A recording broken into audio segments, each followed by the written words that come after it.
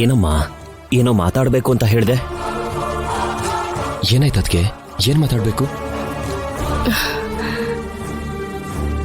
ಮಾವ, ನಾನ್ ಯಾರಿಗೋಸ್ಕರ ಬದುಕ್ತಾ ಇದ್ದೀನಿ ಅಂತ ಗೊತ್ತಾ ನಿಮ್ಗೆ? ಶೌರ್ಯಗೋಸ್ಕರನಮ್ಮ. ಯಾರಿಗೋಸ್ಕರ ಇದನ್ನ ಸಾಧಿಸ್ತಾ ಇದ್ದೀನಿ ಅಂತ ನಿಮಗ್ ಗೊತ್ತಾ? ಅಣ್ಣಂಗೋಸ್ಕರ ಅಲ್ವಾ ಅದಕ್ಕೆ?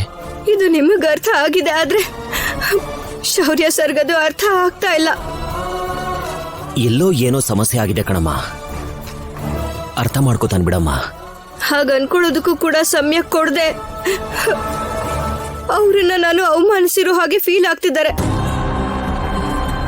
ನಾನು ಹಾಕಿಲಿ ಗೆಲ್ಲೋದು, ಇಒ ಪೋಸ್ಟ್ ಸಿಕ್ಕಿರೋದ್ರಿಂದ ನನಗೆ ಜಂಬ ಬಂದ್ಬಿಟ್ಟಿದೆ ಅಂತ ಅವ್ರು ಬೇಜಾರ್ ಮಾಡ್ಕೋತಿದ್ದಾರೆ. ಅದು ಅವನು ಹುಚ್ಚುತನ ಕಣಮ್ಮ. ಅವನಿಗೇನಾಗಿದೆ ಅಂತಾನೆ ಗೊತ್ತಾಗ್ತಿಲ್ಲ. ಅವನ್ ಮಾತದ್ ನಿನ್ ತಲೆ ಕೆಡ್ಸ್ಕೊಬೇಡ ಕಣಮ್ಮ. ಹೊರಗಡೆ ಅವರು 1000 ಮಾತಾಡಿದ್ರು ತಲೆ ಕೆಡ್ಸ್ಕೊಳಲ್ಲ ಮಾವ, ಆದ್ರೆ ನಮ್ಮ ಮನ್ಸಲ್ಲಿರೋರು ಒಂದು ಮಾತಾಡಿದ್ರು ನನ್ ಮನ್ಸು ಕುಗ್ಗ್ ಹೋಗುತ್ತೆ.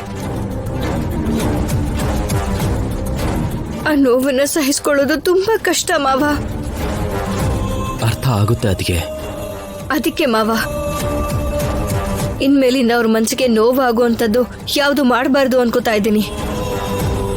ನೋವಾಗೋದು ಅಂತಂದ್ರೆ?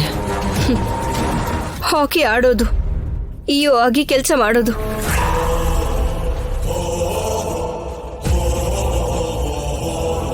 ಅಣ್ಣ ತುಂಬಾ ಆಸೆ ಪಟ್ಟು ನಿಮ್ಮಿಂದ ಆಡ್ಸಿರೋ ಆಟ ತಾನೆ ಹಾಕಿ. ಗೌರ್ನಮೆಂಟು ನಿನ್ ಪ್ರತಿಭೆನ ಗುರ್ತಿಸಿ ಕೊಟ್ಟಿರೋ ಜಾಬ್ ಕಣಮ್ಮ ಅದು. ಅಂತ ದೊಡ್ಡ ಕೆಲ್ಸನ ಬೇಡ ಅಂತ ಹೇಳ್ತೀಯಾ? ಮಾವ, ಅವ್ರು ನನ್ನ ಜೊತೆ ಸಂತೋಷವಾಗಿದ್ರೆ ನಾನು ಯಾವ ಕೆಲಸ ಬೇಕಾದ್ರೂ ಮಾಡ್ಬೋದು, ಆದ್ರೆ ಅವರೇ ದೂರ ಇರ್ತಾರೆ ಅಂದ್ರೆ ನನ್ಗಷ್ಟಕ್ಕೂ ಏನು ಬೇಡ.